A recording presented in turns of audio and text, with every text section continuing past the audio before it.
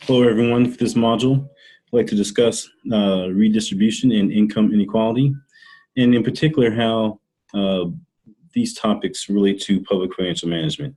We've been looking at social equity in relation to public financial management, and this particular module dives a little bit deeper in examining income inequality and some of the preferences individuals or the public has that may influence government to design or implement certain and particular types of policy. So when we return to the question of what is government's role in the economy, what role should the federal government undertake in redistributing income from rich states to poor states? Should there be any role at all? And to what extent should the federal government be involved in this process? That's a question that many people will continue to ask for decades and years going forward, because it's something that really comes down to a lot of philosophical differences that individuals and groups may have in terms of government's particular role in the economy. So another question to consider are what are the factors that influence the decision-making process? So in other words, what considerations does government take into account when they make these decisions in terms of becoming more involved in the economy or less involved? And it's not simply a matter of regulation. It does have to do a lot with public perception and what the will of the people actually is and unfolds. A large part of this revolves around the idea of unfunded mandates. Recently, we've talked about grants and aid and how they can be used to influence actions by jurisdictions and individuals within jurisdictions.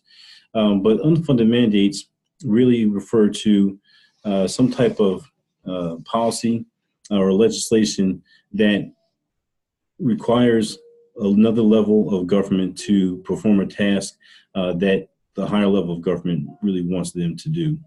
And there are several examples of unfunded mandates that have gone on in recent history. One is the Americans with Disability Act that requires access to public buildings and such. Many organizations, in colleges, in fact, public organizations or entities, buildings, pushed back initially on the requirement to have access to for disability enabled individuals to enter their buildings or even to ride in public transportation. And what happens here is that from the unfunded mandate perspective, government requires, in this case, let's say our university to provide wheelchair access for disabled individuals. But there isn't any money given to the university to meet these requirements. So that in and of itself makes it an unfunded requirement, or in other words, an unfunded mandate. So a lot of organizations push back on that until their funding in other areas was held back. So in many ways that, we saw this in the past with Mothers Against Drunk Driving and raising the legal limit for buying alcohol in the United States to 21 years of age. When, in this case, the federal government wants state governments and local governments to change their policies, they don't necessarily provide any funding for it, but they also will not provide funding for other areas that they know the states and local governments are really keen on, such as education or public safety, perhaps. Another example is the Clean Water Act, which communities have to pay millions of dollars for new treatment plants and services. We've seen an example, or we will see an example of this in the coming weeks when we look at issue in Jefferson County, Alabama. And another thing to keep in mind is the idea of congressional hypocrisy, in which it really just refers to the idea that local governments, state and local governments are required to meet these requirements without having any funding source available to them. Probably the most well-known unfunded mandate is No Child Left Behind in recent years. So when we look at the preferences of individuals or groups within a community,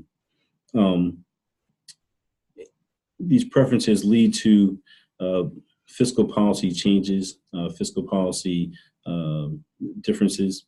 And unlike the private sector, where individuals can determine or reveal their policy preferences or their preferences in general based upon their willingness to buy certain goods and services, in the public sector, their preferences are revealed much differently. And one way that their preferences are revealed is through the voting process.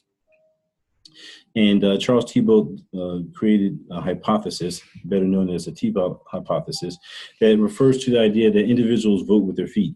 So if you are interested in living in a particular community, you may be attracted to that community for a variety of reasons, which include perhaps education, the schools there for your children or for yourself, how safe it is, how clean the environment is.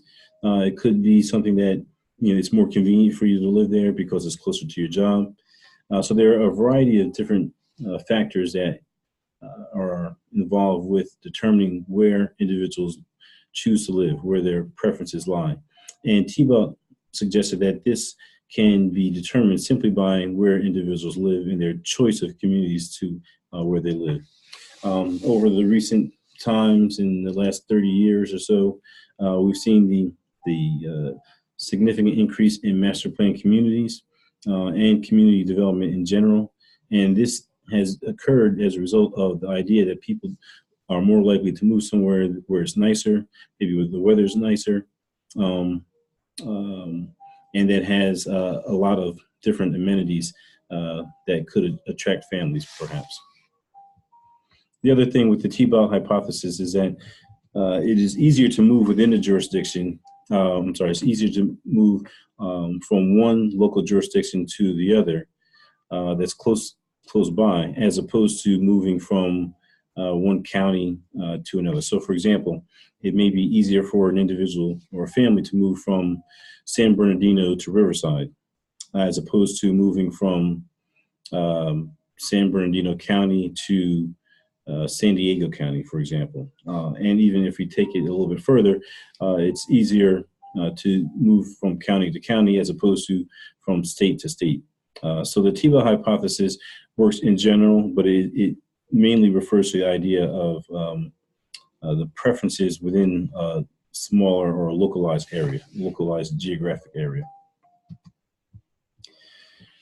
And then this gets us into the idea of redistribution. And the idea behind redistribution is simply an idea where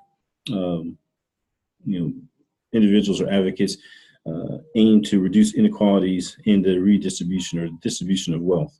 And this has come about for a variety of reasons.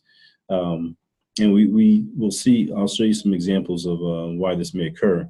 But in many ways, it refers to the idea of fairness and gets back to the notion of social equity. Some consider or refer to this as the Robin Hood effect. Income inequality, on the other hand, is the unequal distribution of household or individual income across different segments or various participants in the economy. This has become important because income inequality has risen significantly over the last 30 years. We see that in the 1980s, 30 to 35% of national income went to the top 10% of earners, which is still relatively high in our society. However, over the last 20 or so years, since the early 90s, this has changed significantly. So in this case, the percent of income going to the top 10% has increased to 50%, increased to the top 50% of earners in the country, which really shows the significant distortion of income between the super rich and the middle class and the lower class. So the disparity level is significantly higher than it had been even 30 years ago. So what are the factors contributing to income inequality? The first can be looked at as education. The level of education has changed dramatically to the fact that on the one hand, it is more difficult to continue on with education in the school system, where individuals have a more difficult time attaining higher levels of degree. And with the idea here is that the higher level of degree that you earn, the more likely it is that your income increases at such a high rate. But with individuals not earning those higher level degrees at such a high rate, then this can be a factor that contributes to income inequality. In addition to that, even if we look at the variance of education in our local communities, it is such that the issues between elementary schools and even high schools is so great that the education levels of students in those schools becomes a much more significant factor that impacts their ability to go on to earn those higher degrees. The competition for talent has become much more global. So in this effect, the competition is higher, which makes it harder to earn such a high wage. And that, coupled with the fact that wages have become much more stagnant and they haven't increased at the rate that they had even 25 years ago. Some may consider the issue of social and family interactions a factor, where individuals in certain social areas or confines are less likely to interact with other individuals from perhaps even a higher income level family or group. And then related to the competition for talent is the increased demand for high skilled workers, which as a result impacts the individuals who don't have a high skilled background in terms of finding those highly paid jobs.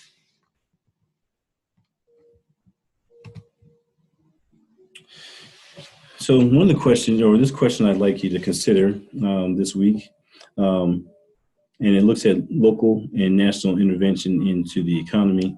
So assume that individuals in some community believe strongly that no individual should live in a slum, and so they provide a good public housing program, whereas individuals in another community have different ethical concerns.